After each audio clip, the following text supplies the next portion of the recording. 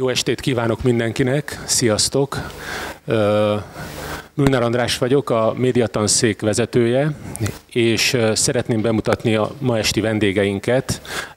Sorban Patrice O'Neill, aki független filmes dokumentumfilmkészítő, mellette ül Bodrogi Bea, aki majd a beszélgetést vezet, és Ellen Hume, aki független újságíró, és a Közép-Európai Egyetemnek a tanára. Csak röviden egy-két szót szeretnék mondani a projektről. Ők egy hosszú útnak a végén vannak, már abban az értelemben, hogy hétfőn a CEUN volt 2 program, egy kerekasztal, és aztán később egy közönségtalálkozó, ahol Patrice filmjeiről, illetve projektjéről volt szó, és aztán utána elmentek vidékre, Miskolcra és Nyíregyházára, és ennek az útnak a vége most az ELTE médiatanszéke, ahol a közös projektről szeretnének majd beszélni.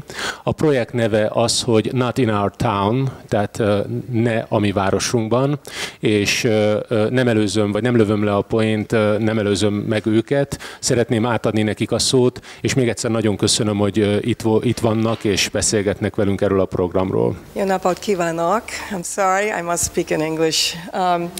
This is a project that is many months in the making, and actually many years, because I first met Patrice when I was at American Public Television. I was an television executive, and she did a film that was very powerful. It is now a film that is being used in communities all across America, and in the Ukraine, and in Belarus, and in Cape Town, South Africa. People use these films when communities have conflict, when there's bullying in a high school, when there's hate crimes, meaning crimes against people because of how they look or what their origin is or what their religion is. If you need a translation, now is a good time to come and get a headset. Would you like to get a headset, anybody? You're all English speakers? Oh, this is amazing. Okay. We also do have subtitles on the films. I wanted to say this is a project where we're trying to put normal politics in Hungary and in the USA aside. This is not about elections, about parties, about whether you're Fidesz, you're Jobbik, you're socialist. That is not what this meeting is about at all. And it isn't about America either. It's about people. It's about ordinary people and Patrice's filmmaking and how that really has an influence in communities. So we're going to put aside any sense of this is some sort of political conversation. It's not. It's only about people power. And the other thing that I wanted to say is that if people would like to speak, we hope you will. We'd like to hear your stories, your thoughts, your reactions to what Patrice is saying and what Bea is going to help moderate. But it's important to have a couple of ground rules. So the first is that this isn't about politics, and please put that aside. We're here as human beings, not as political creatures. Secondly, please be respectful of other people. I know that sometimes people have powerful stories to tell, and they're angry or they're upset. But the rule in this session is we're going to treat people with respect and dignity, even if we're mad. The third rule is to speak for 2 minutes only. There's one small exception where we have a mayor who's visiting us to talk about his experiences in his town, and he may get 3 minutes. But short of that, we really need to keep it short so we can have a real discussion. So we're hoping you will participate. We're hoping you will share with us. That said, I also want to thank the sponsors of this. We are happy to say the U.S. Embassy is a sponsor of this. They've paid for the travel.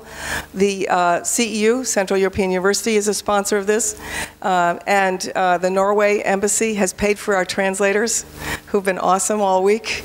And also the Ministry of Human Resources in the government of Hungary has sponsored this and has taken us on a road trip for the last 2 days. So we have multiple sponsors, and we're really proud to have diverse sponsorship. Thank you so much, and I'd like to now turn this over to Patrice O'Neill. Thank you, Patrice. I'm really happy to be here, and I'm conscious that I'm talking to some of the future leaders of the country. I've heard about this university and your work, and it's really exciting to be here. And I really appreciate the ability to come here and learn from you, because that's what Not in Our Town is about.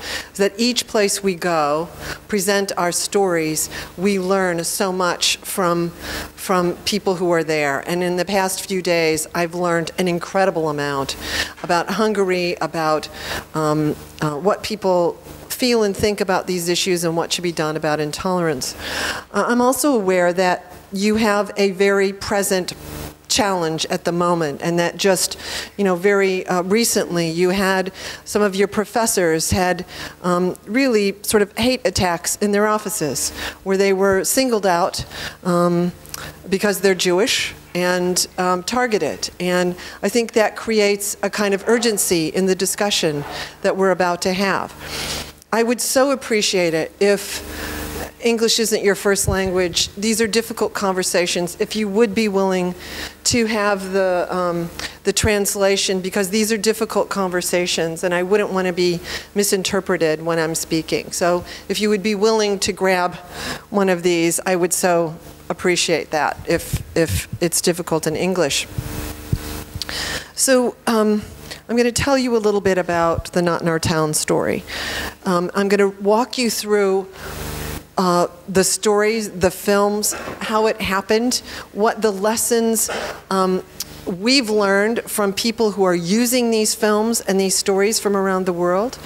And I'm going to show you a short clip of the original Billings film, which sort of guided our work. It was made in the 90s. People have big glasses, and yet this story lives and is being used around the world. I'm then going to show you, we're going to talk for a minute. I'll tell you about what we've learned from that. And then I'm going to show you a half-hour version of a film that we recently completed about the murder of an immigrant in our country and what one community did to respond to that. There were hate groups that were rising in these communities. There were this idea that these hate groups were going to take over a section of the United States, and they were going to make this their homeland, a white homeland, only for white people. And they started marching on the streets of towns. They set up compounds in Idaho, and one of the places that they started to try to move into is Billings, Montana. It's a very large state, and the largest city only has 70,000 people. They said, okay, we're going to try to move into Billings. But an amazing thing happened. There was some experience and people who knew that this was wrong, and they decided to do something. So what they did is really, as you'll see, they created a new narrative, a new kind of story for communities and what communities could do in the face of hate. And that's, I think, what was so powerful about this story. And I'm going to walk you through a little bit about what happened in Billings, but first I'm going to show you a clip. So we have to switch. Please bear with me. We're going to switch to the DVD player. Okay, this was a half-hour film that aired in 1995. I'm going to show you a 4-minute version of this film, which briefly tells you what people did in this community. We're a whole series of attacks. This is Billings, Montana.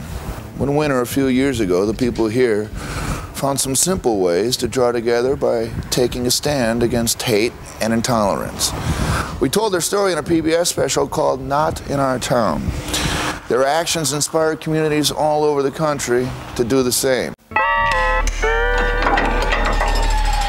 So, this film aired in 1995. It aired on our public television. It aired across the United States with Ellen's help. She was one of the amazing people who saw the potential in this story. And what happened is, as filmmakers, it was really such an incredible gift, because people would show it in their town and they would say, we don't want to talk about Billings. We want to talk about our own community. How can we bring the best part of ourselves out in our town? How can we talk about the issues that we're facing? And so we thought, okay, that's pretty interesting. Let's see if we can launch 10 town hall meetings in other parts of the country. And so we did that experiment, but there were over 100. People said, I want to sign up, I want to sign up, I want to do it. And that, that was pretty amazing. And I think the reason that it worked is that people could see themselves in the story, and ordinary people found a way to stand up, which is the message that is really embedded in Not in Our Town. I don't know if any of you were moved particularly by some person in this story, and we'll talk about that a little bit more. But for me, one of the most important characters in the story was the painter who stood there and said, he's scraping paint, and he says, I always felt something about this. I always wanted to do something, but I never found a way, like a method. And this was a simple way that we could do something. And I think that's what Billings is really all about. So we got a call from a former hotel maid who became a civil servant in her community, and she said, I want to do Billings in Las Vegas, Nevada. And we thought, okay, that wasn't exactly one of our target cities, gambling central. That's not exactly what we thought we'd do, but we said, okay, Audrey, go find some allies. And so not only did Audrey find allies, she got the mayor, and she got almost every elected official involved, and she got all of the major newspapers and television stations to cover what they were doing. And this woman who just was moved by this story decided to move her whole community. And it was really pretty remarkable. There are many, many other stories like that. So as we started to engage and talk to people like this, I mean, I have to say, as a filmmaker, I was sort of surprised. I was doing other television series for PBS and working on other films, but people would call us up and say, hey, we're doing some Not in Our Town stuff. And they weren't just, you know, it depended on, you know, what was the hate issue in their town. They wanted to take action. So, for example, there were churches burning in the South. Many African-American churches were being burnt and torched. And so people in one town said, we don't want this to happen in our community. We're going to do something. And so there was this moment when, as filmmakers, we had to decide what to do.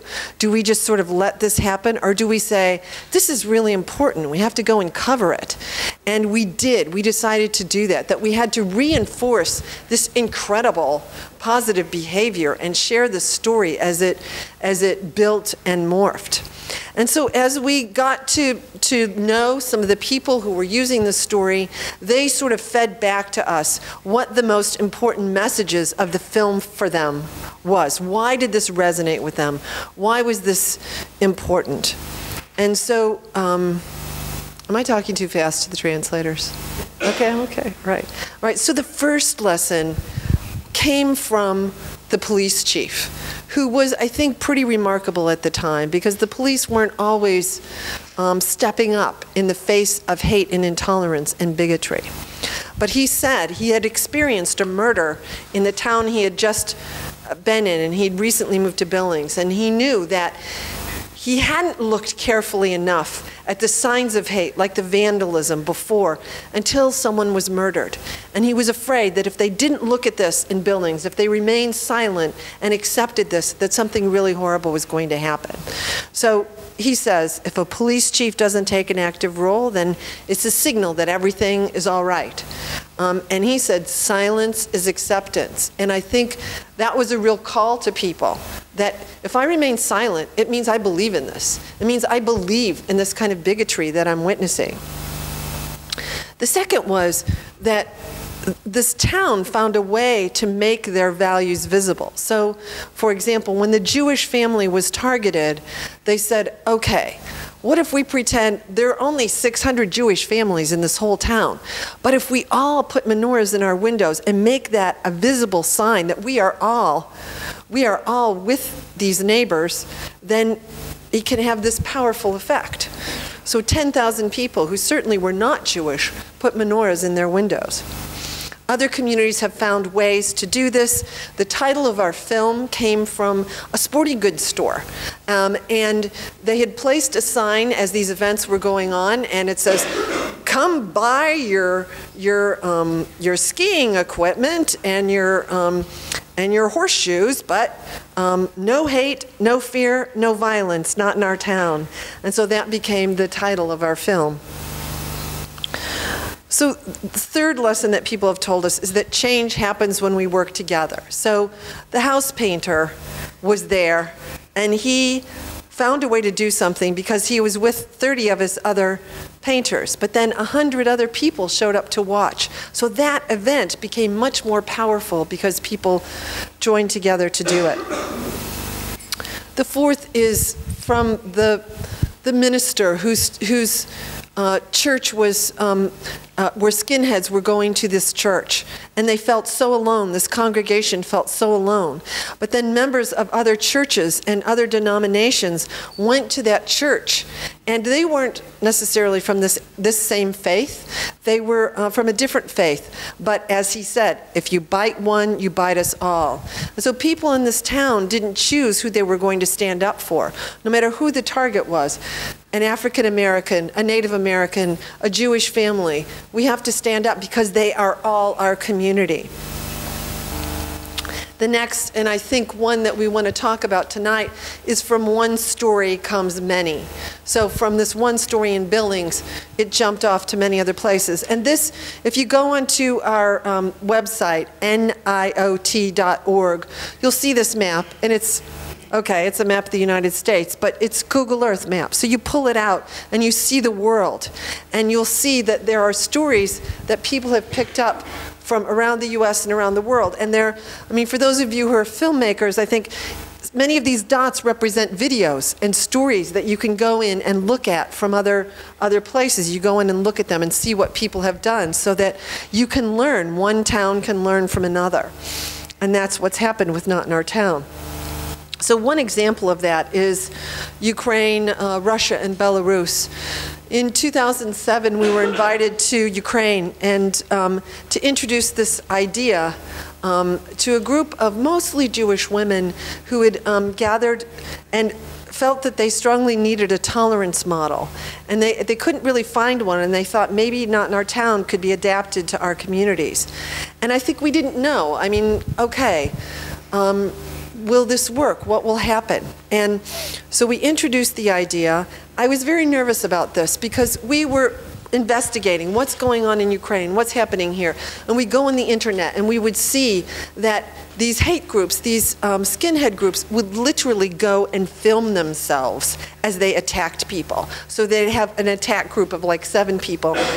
And they would go and film themselves doing it. And one of the films that we saw was a group of Malaysian students who were at a medical school in Simferopol. And they would film as they attacked them, and they would surround their dorm in their area. And I thought, wow, this is so really dangerous and difficult. And how can this model really work?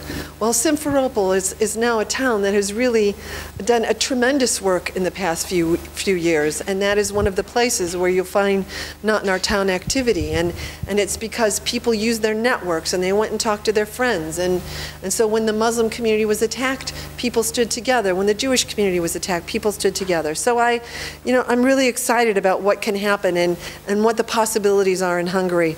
So here's some of the posters they've done. This is a group, sort of a mixed group of people gathering together to create a tolerance scroll. I think art and music are very much a part of the work that people have spread. One of the things that Project Kesher told us is that Not in Our Town is really not an American model, it's a human model. And I think we've seen that to be true. It's about storytelling and the story that's like inherent in humans. That's part of who we are, to tell stories and to sort of bring the best part of ourselves out. So I want to show you the next film, and I want to tell you the origins of this. So a few years ago, we gathered about 150 of the leaders from Not in Our Town movements, and they said to us, where's the next film about anti-immigrant violence in the United States? This is really dangerous. This is becoming very scary, and we want the next Not in Our Town film. So we'll discuss this more about our role as filmmakers, but we can't invent these stories. These stories are invented by people in communities. We go and document them and share them and try to encourage people to do this. But so we heard them, and we said, okay, we're going to try to find this. So we went to quite a number of communities, and If we did every act of hate, if we documented every act of hate in our country alone, there would be about 200,000 acts of hate every year, violent acts of hate. We couldn't possibly do that. We're looking for that frame for our coverage. Where is their positive community response? We went to one community where a man had been beaten to death by students, and instead of finding a positive response, there was anti-immigrant marches in the street in support of these killers. So we finally found this in a community in just outside of New York City in a village called Patchogue. I know, a strange name. But we found this in Patchogue, and we went and started to film there right after the murder of Marcelo Lucero. And I'm going to show you a half-hour version of this hour-long film, and then we'll begin our discussion together. And before we begin this, I just want to say one thing about sort of hate as a global issue and the understanding of hate crimes specifically. So hate crimes, I think you saw the prosecutor identify this. They're very, very specific. Of course, our hearts go out to all victims of crimes. This story is very specifically about people who were targeted randomly just for their identity. So as we talk about it, I hope we can focus specifically on that kind of hate crime and what happened here in this town. So just talk for a minute about who you identified with, what moved you in this story, if it did. Thanks.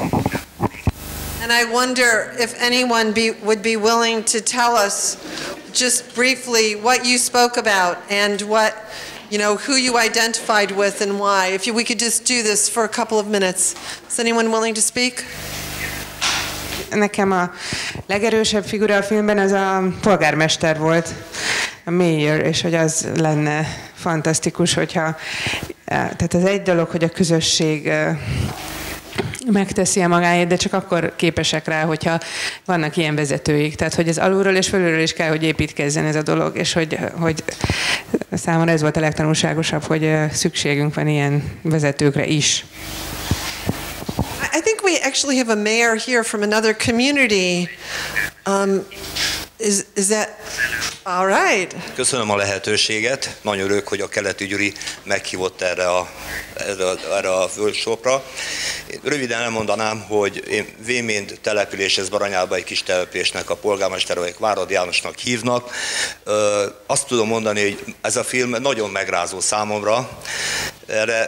Ezt föl kell dolgoznom még. Tehát el tudom elképzelni, hogy a mi falunkban ilyen történne, mekkora problémát okozna, és mekkora gond lenne. Hát összeroppan a falu, ugyanúgy, mint itt ez a kis település, úgy érzem. Akkor, ha már szót kérhetek, akkor elmondom, a mi település egy több nemzetiségű település. Nem ma kerültünk ilyen több nemzetiségűbe, ugye hozta a történelem. Egyet tudok mondani, mi békés egymás mellett politikát folytatjuk. Vegyes házasságok vannak, nem mostantól már, azt is nehéz volt a 60-as években feldolgozni az idősebbeknek. A fiatalok között úgy érzem, rend van. Voltak már, nem tudom, hogy itt önök között voltak-e len Véménden, amikor a hallgatókat ugye lehozták Véméndre, és ott egy hetes bemutatás volt a település, és úgy érzem, hogy valós bemutatást mutattunk. Azért mondom, hogy 4 nemzetiség él együtt, teljes vegyes házasságok vannak már. Nekünk is van gondunk, az a gondunk, hogy nekünk is van kisebbségünk, 20% körülbelül a roma kisebbség, 35% a német nemzetiségi, 35% Bukovinából ide telepített székely magyarok, és van egy pár százalék, már csak sajnos pár százalék, aki felvidékről áttelepített magyarok. Na most itt minden egyes nemzetiségben van már vegyes házasság. Mi úgy látom, mi azt tettük, vagy tesszük, hogy nem csak csak én, hanem az elődöm. Tehát a mindenkori önkormányzat, nálunk az iskolába közösen járnak a gyerekek, minden nemzetiségűnek járni kell is óvodába, nem iskolába, óvodába. Ott nagyon komolyan foglalkozunk velük, mert úgy érezzük, hogy az a szülő, aki otthon tud adni, az ad, aki nem, azt nekünk az óvodába és az iskolába kell nevelni, azért, hogy tovább együttélés ne legyen annyira problémás. Én úgy tudok fogalmazni, hogy az óvodába, ha oda jönnek, nem tudják megmondani, melyikek a kisebbségi gyerekek és melyik a másikak. Békés egymás mellett élése van, együtt játszanak, együtt alszanak. Az óvodából, az iskolába ugyanúgy tovább. Minden gyereknek nyelvet kell tanulni, azért, mert a mi generációnk, ugye én egy nyugdíjas ember vagyok már, mi sajnos nem tudjuk a nyelvet, és nyelv nélkül nem lesz egység. Tehát az, hogy mindenki beszélje a nyelvet, bármellett tudjon menni, nagyon komolyan foglalkozunk, egy német nemzetiségi falu voltunk, a német nemzetiség már óvodába kezdünk, és 5. nagyon komoly angol nyelvtanulást folytatunk. Ezt nekem otthon föl kell dolgozni. Nagyon érdekes volna ezt a filmet levetíteni Véménden, mert én azt látom most ezek a fiatalok révén, hogy nálunk is kezdődik, én így fogalmazok, a bandázás, ugye?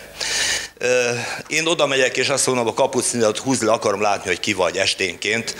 Sokat járok este is a faluba, és szembesülök azokkal a fiatalokkal, akik ezek csoportosulnak, hát bandázásnak mondjuk, jó, csoportosulnak, és szeretném, ha ilyen probléma ne lenne ebbe a falu, mert ez a falunak összetörne. Tehát úgy érzem, nem csoda, ez nem is tudok mit mondani ez a film után. Tehát teljesen megrázott, és majd beszélünk, és lehet, hogy ezt a filmet, ha lehet majd elkérni, tényleg több ilyen nemzetiségi faluba le kellene vetíteni. Köszönöm szépen. I'm so glad you were here. I want to turn this over to our moderator. I hope that we continue this conversation. One more. Mi a polgármester úrral, egy másik polgármester is van itt Kakucsról, mi arról beszéltünk, hogy legalábbis nekem az volt a legérdekesebb kérdés, hogy a hallgatást, a közönyösöket ki tudja kimozdítani leginkább, és hogy mi a különbség itthon, és mondjuk amit látunk egy befogadó közösség között, és akkor nem tudom, hogy polgármester úrra vele. Köszönöm szépen, Gyula. Azon mosolyogtam, elnézést kérek érte, semmit nem akarok kinevetni, hogy nagyon nehezen szólalok meg, mert én ide tanulni jöttem, nem készültem erre, de nem tudom megkerülni, főleg így, hogy Gyula erőltetett, hogy ne szóljak néhány szót arról, hogy ami engem legjobban megragadott a filmben, az az iszonytató különbség, amit a filmbeli helyszín és a magyar viszonyok között látok. Tehát én azt gondolom, hogy az, ami ott történt, nem tudott volna létrejönni Magyarországon, ugyanis nálunk nem befogadó a közösség, a társadalom egyáltalán nem befogadó, ott van egy hajlam rá. Ott azért azt láttuk, hogy a polgármester, a rendőrfőnök, a pedagógus, mindenki, az igazságszolgáltatás szereplői mind egyértelműen kiálltak az ügy mellett, és egyértelmű volt az álláspontjuk. Nem volt nem volt feltéve, nem volt semmi, hanem az elutasítás volt benne, tehát az erőszak, a gyűlölet, a kirekesztés elleni fellépés. Én azért merem ezt mondani, mert Kakucs abban a kis térségben van, ahova Tatárszentgyörgy is tartozik, és annak idején, mikor megtörténtek az ottani események, mi is megfogalmaztuk ott jó néhányan a környéken, hogy polgármesterek elsősorban, hogy nekünk is valamit tenni kéne Tatárszentgyörgy mellett. Valahogy ki kéne nyilvánítani, Tatárszentgyörgy nem egy bűnös település, nem olyan település, ahol bűnözők élnek, hanem Tatárszentgyörgy áldozat. És ami engem legjobban sok minden megfogott, ami megfogott még ebben, hogy hát ebben a történetben áldozatnak nyilvánítottak mindenkit, még az elkövetőt is. Igen, az igazi áldozat, aki meghalt, akit ugye leszúrtak, ő a kirekesztés, a gyűlölet áldozata, az elkövető meg a saját tudatlanságának az áldozata, mert nem ismerte fel azt, amit egyébként nem akarom a veszőparipámat erőltetni, amit Magyarországon sem nagyon értünk, hogy igazából előbb-utóbb a saját magunk tudatlanságának, az előítéleteknek, meg egyebeknek az áldozatai leszünk. Na, nem folytatom, elég volt ennyi. Köszönöm szépen a figyelmet. You'll see in the longer film, they go through many struggles to get here. They do ultimately reject violence. But this is very, very difficult work. So thank you so much for being here. Nem szeretnék teljesen a főszereplője lenni az estének, mert úgy terveztük, hogy ez egy aktív, mindenki által bevonódó beszélgetős 1 óra lesz. Először Patriciától szeretnék kérdezni néhányat, de előtte még egy személyes élményemet a filmről szeretném megosztani. Nekem nagyon erős volt az a része a filmnek, amikor az áldozatnak a nővérét mutattad be, aki nem tudott megbocsájtani, és azt tetszett, hogy benne volt a filmben ez a rész is, mert nagyon emberivé tette az egészet, és nem tette negatív figurává egyáltalán. Tehát ő nagyon része volt ennek az egésznek ez a nő, aki vállalta, és nem volt könnyű, gondolom, ezt a szerepet vállalni, hogy ő nem tud ezen túlépni, nem tud megbocsájtani, de nekem ez nem volt egy negatív történet, hanem inkább egy őszinte része volt a sztorinak. Tovább lépve a filmről, azt volt arról pár szó, hogy pár napja már Magyarországon tartózkodsz. Volt hétfőn egy workshop, a média workshop, ahol újságírókkal találkoztál, és úgy tudom, hogy azóta jártál vidéken is, voltál Miskolcon és Nyíregyházán, találkoztál rendőrökkel. Az én első kérdésem az, hogy mi a benyomásod, mi a tapasztalatod? Gondolom, hogy sokan mondják ugyanezt, ami már elhangzott, hogy azért itt minden más, és mások a körülmények. Te hogy élted meg ezt a 3 napot?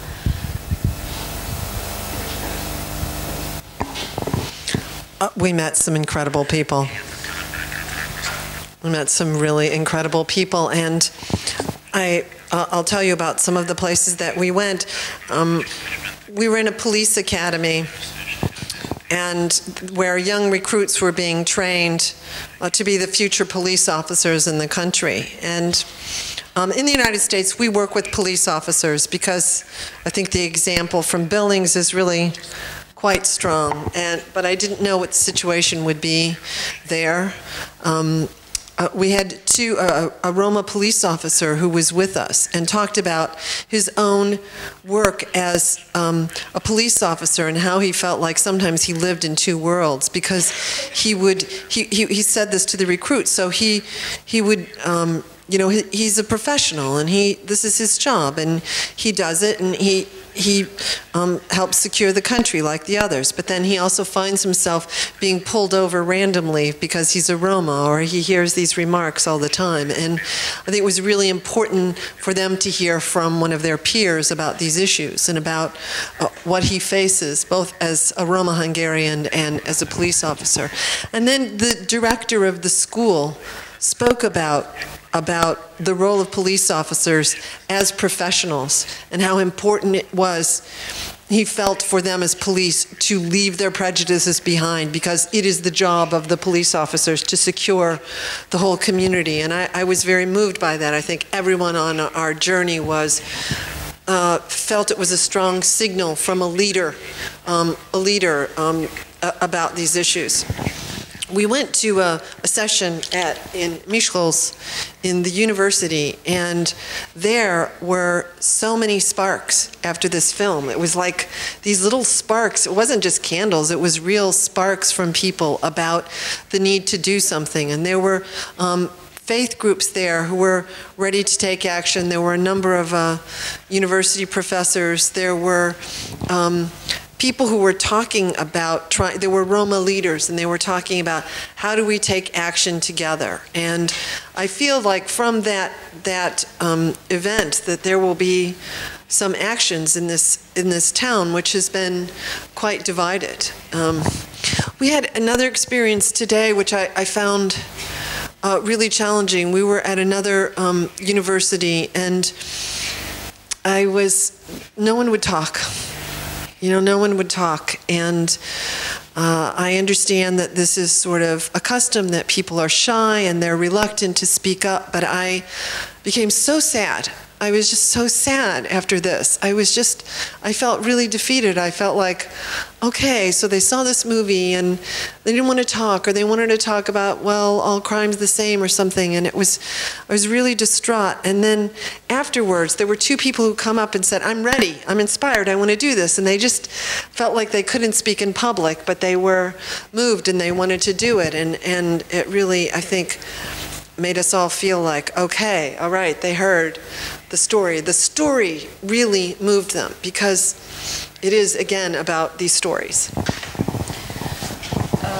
Az egyik üzenete nekem is a filmnek az, hogy mekkora ereje van a személyes történeteknek és a közösség válaszának az ilyen cselekményekre, és már elkezdtünk arról beszélgetni, hogy milyen fontosak a körülmények, amelyek Magyarországon nem feltétlenül adottak. Hogyha megnézzük ezt a filmet, akkor ebben a filmben, vagy ebben a történetben nagyon erős volt az a körülmény, ami segítette a közösségnek a reakcióját, úgymond, és a közösségnek a válaszát megvalósulni. Az nem csak a rendőrkapitány, hanem a polgármester, a helyi média, az ügyész, tehát volt egy támogató környezet, nyilván az sem egy könnyű folyamat volt.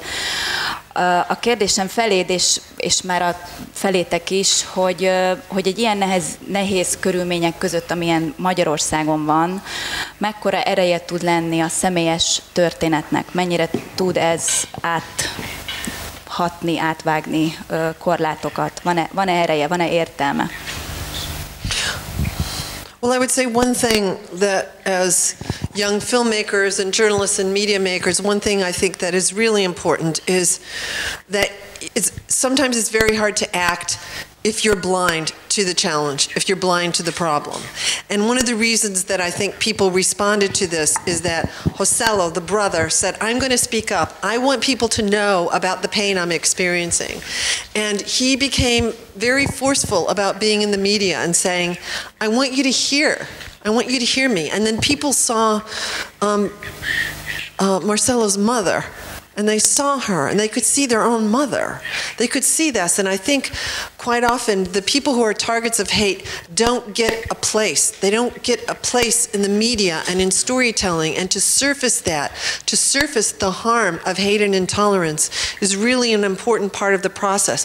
And just doing that and starting there and saying, I want to hear your story, please tell me what's happened to you. Because once you start opening that up, people can't look away, but there has to be a space and a frame to open that up, right?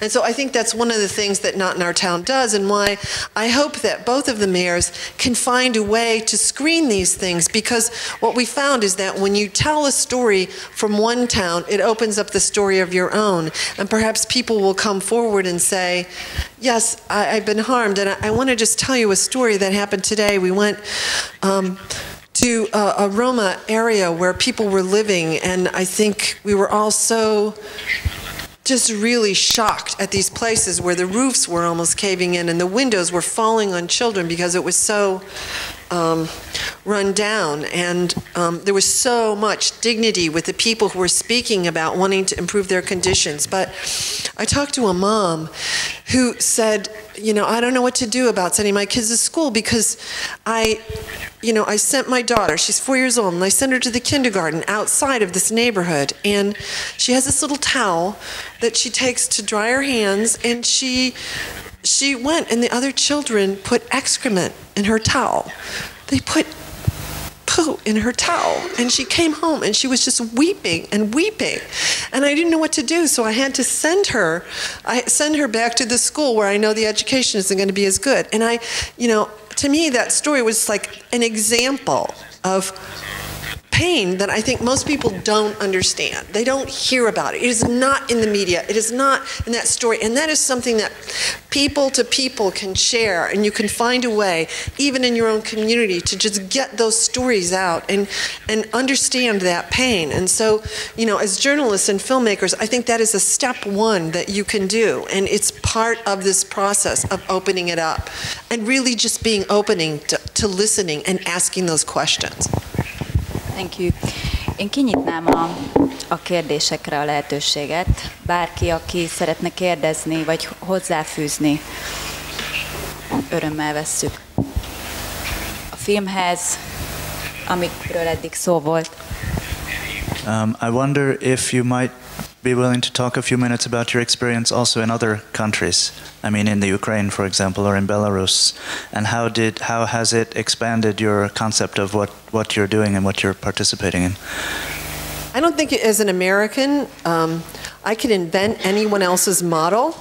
But what's really exciting to us is that people in each of these countries and each of these communities are inventing their own model and their own way to take a stand. They're sort of taking the basic ideas, not changing them very much. You know, those so-called lessons that I spoke about, we get that feedback, but they really are sort of taking them and saying, okay, what are our local customs? So one of the things that's interesting about your country that I've learned, and forgive me if I'm giving you the wrong, if I haven't got this right, but I think many people were reluctant to volunteer because volunteerism used to be compulsory, and so standing up in that way was sometimes difficult. And there aren't so much civic-like groups necessarily that happen. So what the women in Ukraine did is they used their own personal networks. They used their own, like, I know this person because I went to, their child went to school with mine, or I know someone that I work with who I can talk to this about. And they found a way to use their personal networks to expand this, and they started meeting together and finding a way to do that. So I think every country has their own traditions, which none of us could possibly interpret, but found a way to get that essential idea that each of us, ordinary citizens, can really make change in a community, regardless of what the officials may say in one community or not. When you have that support, it is so powerful, but that doesn't mean that you can't do anything even if you don't have that. Csillag Ádám vagyok, filmes, egy pár évtizede. Egyrészt nagyon fontosnak tartom én is ezt a kezdeményezést, nyilván ez működik az Egyesült Államokban is, valószínűleg is máshol is, és azt gondolom, hogy elvileg itt is működhet, illetve működhetne egyszerűen azért, mert az audiovizuális technika az ma már elérhető, olyan mértékben demokratizálódott, hogy nem kell várni arra, hogy az állam oldja meg a történetmesélést helyettünk. Tehát azt hiszem, hogy ez egy borzasztó fontos dolog. Én nagyjából ilyesmit csinálok mostanában is, ezt csináltam 20 évvel ezelőtt is. Azzal a különbséggel, hogy a 20 évvel ezelőtti magyar közgondolkodás sokkal elfogadóbb volt, mint a mai. Tehát a rendszerváltástól a mai irányba, tehát az állomás, ahol éppen most vagyunk, az nagyságrendekkel változott meg. Ennek nagyon sokféle oka van. Az egyik oka például az, hogy magyar televíziókban nem lehet Magyarországról szóló dokumentumfilmeket látni. Nem véletlenül az elmúlt 20 év alatt nem a politikusok csak önmagukat szerették volna viszont látni a televíziókban, és el is érték, hogy ez megtörténjen. Tehát dokumentumfilmek nem készülnek. Másrészt pedig hát nagyon komoly érdekek fűződnek, politikai érdekek fűződnek ahhoz, hogy az embereket gyűlölködővé tegyék, mert a gyűlölködő embert sokkal könnyebb irányítani, mint az elfogadó ember. Tehát itt azt hiszem, ebben az országban a poklok bugyraiban vagyunk jelen pillanatban. Nagyon sok mindent látok és hallok ebben az országban. Rendőröket, akik összeverik az erdélyi származású embert olyannyira, hogy belehal a sérüléseibe. De én forgattam falusi kultúrházban 2 vagy 3 roma családdal, aki elmesélte azt, hogy a rendőrök milyen brutális módon bántalmazták őket, és az ötlet a polgármestertől származott, aki gondolta, hogy a helyi romákat majd rendre fogják tanítani. De itt csatlakoznék például például a tatárszentgyörgyi történethez, ezt nem biztos, hogy ismeri, egy 4 éves kisfiút és a 28 éves apját gyilkolták meg, itt sorozatgyilkosok, akik molotov koktéllal és lőfegyverekkel vadásztak cigányokra Magyarországon. A tatárszentgyörgyi tragédiára egy Magyarországon élő német szobrász készítette egy emlékművet, amit a helyi polgármester nem engedett elhelyezni a faluban. Tehát itt egyszerűen kulturálisan olyan mérhetetlen különbségek vannak, hogy borzasztó nagy felkiáltó jelet kell tenni amellé, amit itt propagálni szeretnének, és csak egy utolsó mondat, hogy mindenki képes, vagy majdnem mindenki képes arra, hogy valamit csináljon, kezdjen a saját környezetében, akár telefonokkal, vagy bármivel el lehet indulni, el lehet kezdeni. Kíváncsiság kell hozzá, és igazságérzet ahhoz, hogy dokumentáljunk dolgokat, mert a dokumentáció az nagyon fontos dolog. Nekem van egy ismerősöm, aki roma, szintén ebből a régióból voltak a gyilkosságok, és ő mesélte, hogy amikor voltak azok a gyilkosságok, akkor szervezték ilyen polgári őrséget a roma házak, roma falvakban. De azt mondták, hogy oda csak romák jelentkeztek a faluból, nem magyarok, és amikor a roma férfiak egész éjjel kint voltak és őrködtek, hazamentek, a magyarok, nem mindenki, de sokan gúnyt üztek belőlük, azt mondták, hogy nagyon reméljük, hogy el fognak titeket is elkapni, és még rosszabb is volt. Ez egy személyes bizonyság. Nem tudom, hogy olvastátok-e a 2 héttel ezelőtti Élet és Irodalmat, amiben arról írtak, hogyha augusztusig nem születik ítélet a most már évek óta húzódó roma sorozatgyilkosság után, akkor valószínűleg házi őrizetbe kerülnek a most letartóztatásban lévő gyanúsítottak, akik bizonyítva követték el ezeket a dolgokat. Miközben Magyarországon eddig, és ez tény, csak romákat ítéltek el az úgynevezett, azt hiszem 174-es nevű vagy című számú gyűlöletbűncselekményt tematizáló törvény alapján. Tehát, hogy ezt csak azért ajánlom, hogy a jogi környezet az Magyarországon ma olyan, hogy sorozatgyilkosság, amelyet romák ellen követnek el, bűnös vagy elkövetői azok most házi őrizetbe kerülnek, csak karperec lesz rajtuk, nagy esély lesz a szökésre vagy a távozásra, míg romák több 10 éves büntetéseket töltenek azért, mert mondjuk megtámadtak egy autót, amikor a magyar gárda masírozott, és önvédelemből ott szétvertek egy autót. Tehát, hogy csak a jogi környezetről beszélünk, ez csak azért, hogy a nehézsége, az adaptációnak a nehézsége, tehát egy projekt adaptációnak a nehézsége tehát, hogy mitől van, vagy mitől alakul ki. Ettől függetlenül, tehát azt gondolom, hogy Ádám is mond, és Patrice is, hogy alulról kell ezeket a dolgokat. Tehát, hogyha nem támogatnak fölülről adminisztratíve, intézményesen, politikailag, hanem kifejezetten ellenállnak, akkor is alulról kell csinálni a dolgokat, mert hogy az eszközök azok megvannak rá. Mármint a legegyszerűbb eszközökkel is lehet ilyet. Köszönöm. Az ottani sajtó hogyan kezelte Amerikába ezt az esetet, és a másik kérdésem pedig az, hogyha egy bevándorlók által elkövetett bűncselekményeket előtérbe helyezi az amerikai sajtó, mert itthon a rendőrségek honlapjairól naponta szednek ki, vagy jelennek meg olyan bűncselekmények, amit feltehetőleg romák követnek el, vagy azzal azonosítja a többség, és ez évtizedek óta így van, hogy naponta teret ad neki a vidéki sajtó, ha mondjuk egy megyei lapból hiányzik egy flek, akkor az újságíró kinyitja a megyei rendőrkapitányságnak az oldalát, és akkor beír egy olyan cikket, amit feltehetőleg romák követtek el, és ez, hogy mekkora folyamatos teret adnak ennek. Hogy ott ez hogy van, hogy kezelték ezt az esetet, és hogy a bevándorlók által elkövetett bűncselekményeknek nagy teret ad-e a média.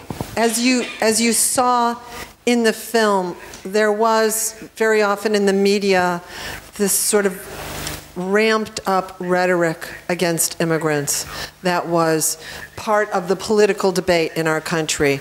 Well, should they be there? And I think there was this kind of dehumanization of immigrants in the community. And at the local level, when this murder happened, I think a lot of the media said, oh, okay, particularly because people spoke up. Because people spoke up, and then other sectors of the media would do interviews with the family, and they would say, okay, we get that. When the family started to speak up, and I want to just ask a very brief question.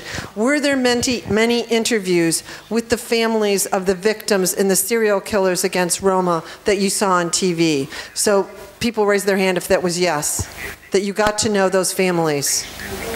No. Okay, so that was a really, I think, pivotal part of the switch in some of the coverage. We are politicized, not so much as here. I mean, our media is certainly politicized too. Ellen has something that she wants to say about that. I've been a journalist for many years, and now I teach about it.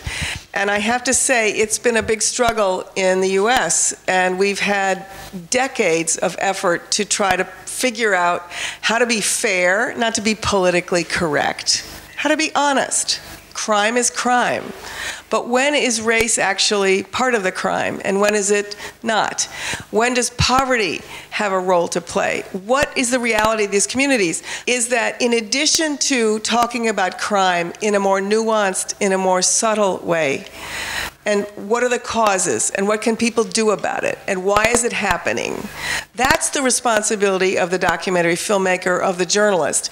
Tell us more so we can take smart action rather than just be a fearful population. That's one thing. The second thing is that Patrice has taught me, we need to lift up the positive stories. If we only hear about a certain racial group as being attached to crime, we will never understand what their daily life is like. And we will miss a whole part of what our nation is about. I mean, Roma are Hungarians too. They've been here for 400 years.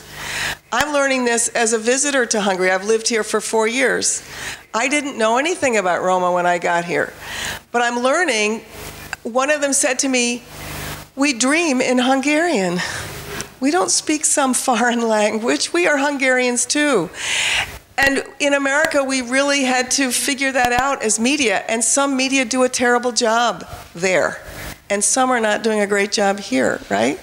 But I'm going to stop talking because this should be a conversation for all of you. So that's it from me. Péter jelentkezett még. Igen, én kérdezni szeretnék valamit majd az itt lévőktől, de előtte csak annyit, hogy a példák, amiket hallottunk, olyan szempontból is megvilágítják, hogy miről van szó, hogy lehet látni, hogy mondjuk hát a legborzasztóbb, amikor megölnek valakit előítéletes gyűlölködésből fakadóan. Aztán az is nagyon durva, hogyha valakiknek a házára rasszista feliratot festenek, ott ugye legalább személyi sérülés nem történik, de a tulajdonára festenek rá valakinek ilyesmit, tehát nem pusztán, és akkor ennél egy fokkal jobb, ha mondjuk valaki megy az utcán, és akkor lecigányozzák, lezsidózzák, lebuzizzák, vagy hol éppen mi az aktuális népszerű gyűlölködés. Tehát, hogy ezek a fokozatok, és azt hiszem, mondjuk két kérdést hadd kérdezek így mindenkitől. Az egyik kérdés, és csak ennyi akkor a kérdésem, és aztán talán Patriciához, hogy ilyesmit szoktak-e a filmvetítésen a közönség tagjaival, hogy az egyik kérdés, hogy feltenné a kezét az, aki botlott pár ilyesmiben, meg lennék lepve, hogyha lenne olyan a teremben, aki nem. Tehát, hogy kérem, hogy tegye föl a kezét az, aki találkozott már rasszista vagy egyéb gyűlölködő megjegyzéssel az élete során, akár családi környezetben. Tehát nem meglepő, hogy úgy tűnik mindenki, és akkor most tényleg nem akarok senkit zavarba hozni, de hogy tegye föl az a kezét, aki csinált már valamit ez ügyben. Tehát, hogy aki valamilyen ügyben, amikor ilyesmivel találkozott, akkor tett valamit. Tehát nem hagyta szó nélkül. Na, tényleg, köszönöm. És akkor a kérdés, hogy esetleg ilyesmit, so do you try asking the audience something like this in the US, and then what's the proportion? Is it the same that that positive action, which is an essential part of Not in Our Town, are not getting told? And as you say, the internet is a really powerful tool now, and a way to share these positive stories from Hungary about community response.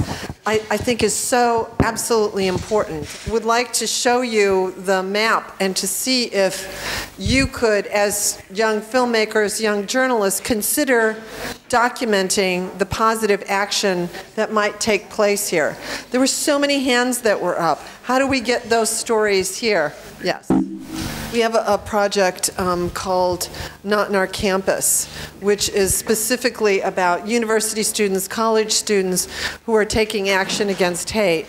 And there are examples of stories and what people have done on their campus. And it would be so wonderful if, for example, hear from you about any responses, for example, when those messages were put up on your professors' doors, if there is any action. You know, maybe there was the story about the action, but I'm sure that some of you acted in solidarity. So if there was, then let's put it up on the map so that you can learn from each other. And then people from the university and Miskolc can learn what's happening to you so that we can share those stories. Use what we have built as a tool for you to spread your stories across Hungary. Because you can present it in Hungarian, you can put it up there and use it. And we can please consider using this internet vehicle that we have built as a tool for you as well. Okay. Szerintem rengeteget tudnánk ebből tanulni Magyarországon, főleg azt, hogy a trauma az nem csak destruktív, hanem konstruktív következményekkel járhat, hogyha társul egy ilyen típusú kommunikáció és ilyen típusú feldolgozás, mint amit látunk ebbe a közösségbe.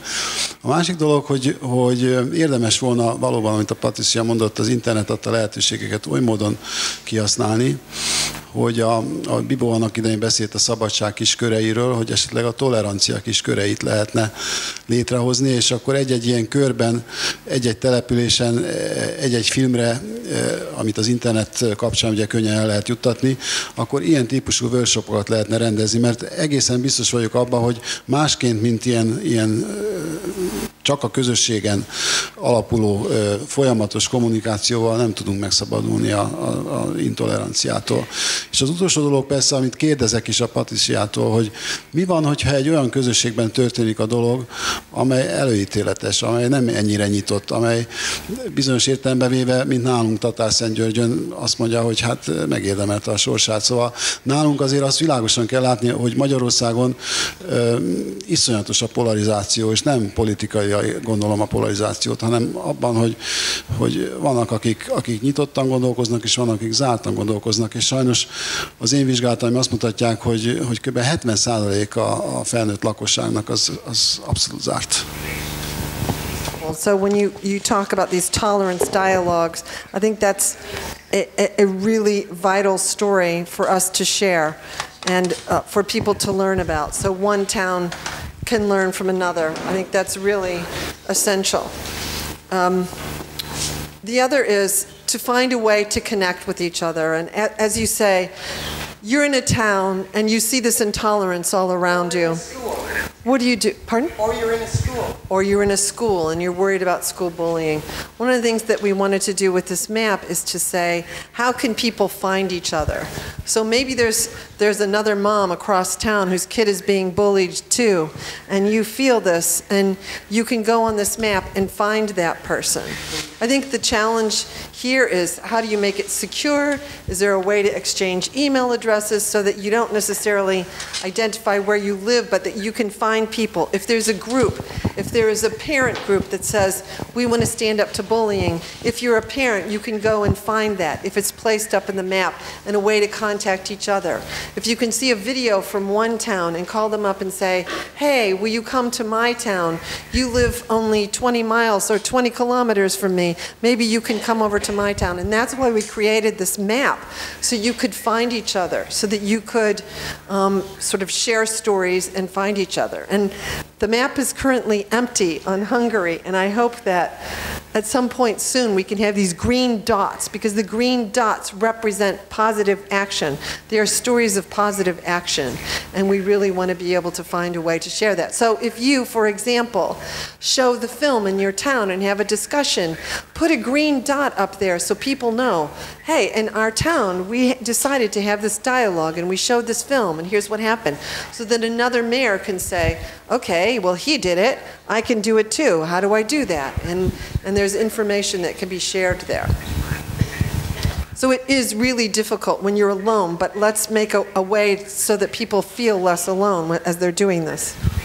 Dokumentumfilmezéssel kapcsolatban lenne egy kérdésem, hogy tehát, hogy felmerült-e az igény, vagy tudom, hogy ez nagyon bonyolult, de hogy miközben készült a film, az érintetteknek a bevonása. Tehát én ezt tudom, hogy ez az amatőr meg profi ellentétet fogja felidézni, de hogy alapvetően ilyen krízis helyzetekben azt gondolom legalábbis, hogy esetleg működhet az, vagy jobban tud működni, hogy magának a filmnek a készítésében azok az emberek működjenek közre, akik érintettek ebben a problémában.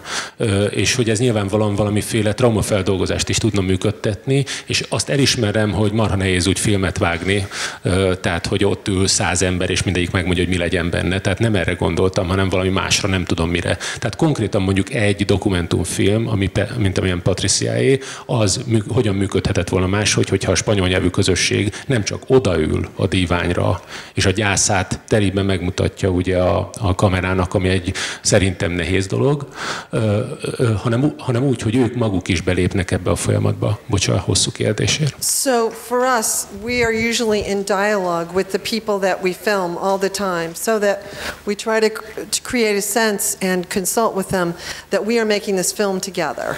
And they're relying on us, and I guess a certain trust in us that we will make a film that is with this model. So they agree to participate because they know what this is. But we're talking to them all the time as we're making this film. It's like, okay, this is what we're getting. This is what's happening. Okay, what are you going to do next? What's happening? What are you feeling? What are you thinking? And, you know, sometimes there are divisions in between them when we talk about, are we going to put this on film or are we not? So I think it is with participation. I think it's very powerful if you can to get films, cameras in the hands of people who've been targeted. Like if you sent a camera into this village that we were in today and said, okay, well, show us what's happening. What happens when the Garda comes here? What is that like for you? What is it like on the other side of the fence? We only see from the news media what's going on with the Garda. We aren't seeing the women inside who are sheltering themselves from these groups, right? I think it's a very powerful and important idea. I think it's really also important, though, to make sure that you have and can try to find skilled filmmakers who can bring back powerful stories, because, you know, that is important, but to work in conjunction with community. I think you raise a very important point. Hallottunk egy olyan magyarországi helyről, ami, mint hallottuk, viszonylag multikulturális, és hogy azok a helyek, ahova Amerikában meghívták a filmet, meg ahol Amerikában voltak beszélgetések, vagy ilyen kezdeményezések, azok olyan városok, települések, amik mondjuk amerikai mércével mérve is multikulturálisabbak, vagy olyanok is vannak köztük, ha vannak ilyen helyek Amerikában, mint képzelem, ahol mondjuk még mindig fehér többség van, és akkor annak ellenére képesek voltak ott az emberek egy ilyen akcióra. Az én véleményem szerint manapság a gyűlölet képezi nagyon sok ember számára, nagyon sok közösség számára azt a közös nevezőt, amely lencsén keresztül nézik a világot. És a gyűlölettel kapcsolatban mindig azt szoktuk gondolni, hogy a szorongás, az félelem, de nekem sokszor úgy tűnik, hogy ez a gyűlölet, ez egy örömteli dolog ezeknek az embereknek. Gyűlölködnek, tehát nevetnek. Gyűlölködnek, tehát viccelődnek vele. Gyűlölködnek, és jól érzik magukat. És hogy mit gondol arról, hogy ezt és ilyenkor mindig azt szoktuk persze mondani, hogy a gyűlöletnek az ördögi köreit csak egy katartikus élményt tudja megszakítani, amikor mindenki rájön, hogy ha ez így megy tovább, akkor mindenki meg fog dögleni. De hogyha most el akarunk tekinteni attól, hogy nekünk akkor megint mohács kell, vagy valami katasztrófa, vagy ilyesmi, mit gondol arról, hogy a gyűlöletnek ezt a vonzó kultúráját, ezt hogyan lehet megtörni? Your question, which is, are there communities that are less multicultural? Yes, absolutely. I think Billings was less multicultural. It is probably 90% Caucasian, so there was a recognition that everyone needed to be protected. So it is an example. To answer your question, I've been telling a story about the hate crime killing of six Sikh worshippers in Milwaukee, Wisconsin, where they are Indian Americans. Their religion is Sikhism, Sikh, and they white supremacists walked into their temple while they were just before worship and shot 6 people. Just shot them, and 2 police officers arrived. One of the police officers was shot 15 times and yet lived, and finally another shot the perpetrator. But you know, I think that their story is so powerful. That act of hate really brought people, awakened them. And as you say, I don't think it always takes that. In the course of this, the son of one of the victims met a white supremacist who had changed his mind. And he was speaking at a community meeting. And he told the group, the community came together and said, okay, we have to stand for something else. And this white supremacist, who became friends with one of the victim's sons, said, we practice hate. I practiced hate for a long time. It is something that you practice. And I think what you're saying is that people have learned to sort of practice hate, that it is what they've become accustomed to and they've gotten good at it.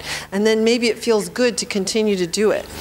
But what this former skinhead said was, but then suddenly a black person who I would say horrible things to them started being nice to me, and a Jewish family started being nice to me, and it just got harder to practice that, and I started practicing something else. And I think this ability to see each other and to get to know each other and to be exposed to each other is so powerful, so that you can break up that practice, and bring a different practice in. It's like you have to learn how to use new muscles. And when your hate muscles have gotten so strong, you want to use them. Well, interrupt it. How can you interrupt that and show really highly developed people who are practicing something else? And I know this is hard. It's like learning a new skill for some people, but I really appreciate your question. I think it's so important and so difficult. You don't get to be a runner, a highly skilled runner. You start by walking. So thank you. Yes, so not in our school and not in our campus. I hope that you will go online and learn about Not in Our School and some of the anti-bullying films that we have, and go online and find Not in Our Campus, which is a whole set of tools that we have developed for campus, where you can see what some of the campus leaders have done around the country and around the world. You can also go onto our Facebook site, which is Facebook. Do you use Facebook? Does anybody use Facebook here? Yes, okay. Facebook.com/NotInOurTown. If you did a Facebook.com Not in Our Town Hungary, wow, we would love to send people who we've met on all of these events to your site. So please know that there are tools on our site. There are almost 100 short videos, and they're in English, but you can click on them to YouTube so you can have them translated. I don't know if it's possible in Hungarian. but I urge you to use them. I know Karen is here from the U.S. Embassy. I'm so proud that our embassy helped support this. And we have left these films translated in Hungarian for people to use, and if they can be duplicated so that your town and maybe your town can show them, that would be really incredible. So please check out the site and find tools that you can grab and use from that site. We're going to pass a sign-up sheet around in case you want to be included in what we're organizing. There is a Facebook organization for media that we've started, and if you wanted to just be in touch with us, please give us your name and email and write very carefully. Thank you. Meg szeretném köszönni a munkád és az itt létedet, és az izgalmas beszélgetést, és mindenkinek, aki részt vett, köszönöm. Köszönjük.